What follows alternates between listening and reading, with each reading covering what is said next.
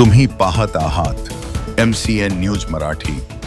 माऊलींच्या नामस्मरणात भिजलेल्या पावलांनी, भक्तिसागराच्या सागरात न्हालेल्या मनांनी आणि अखंड टाळ मृदंगाच्या गजरात श्री क्षेत्र श्रद्धासागर आकोट येथून प्रारंभ झालेला विदर्भ माऊली श्री संत वासुदेव महाराज उपाख्य ज्ञानेश्वर दास यांचा पालखी सोहळा आता बीड जिल्ह्यात भक्तिभावाने दुमदुमलेल्या वातावरणात पोहोचला आहे।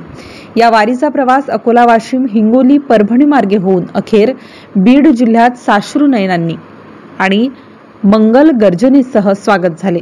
ही केवळ पारंपरिक यात्रा नसून तिचं एक चालतं बोलतं आध्यात्मिक भक्तिपीठ विद्यापीठ ठरली आहे।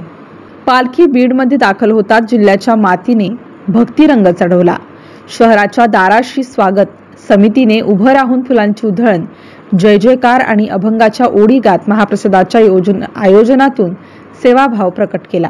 भक्तांनी वाटसरूंना चहा, सरबत, फराळ आणि अन्नदानाच्या माध्यमातून सेवा देऊन अतिथी देवो भव ही आपल्या संस्कृतीतील भावना प्रत्यक्षात उतरवली। सर्व गावांमध्ये निवास, भोजन, वैद्यकीय सेवा, पाणी आणि सुरक्षा व्यवस्था यांचे उत्तम नियोजन केले गेले आहे। येथील मुक्कामानंतर महाराजांची पालखी पंढरपूरच्या दिशेने मार्गस्थ झाली। MCN न्यूज मराठी करिता बाळासाहेब नेरकर, बीड।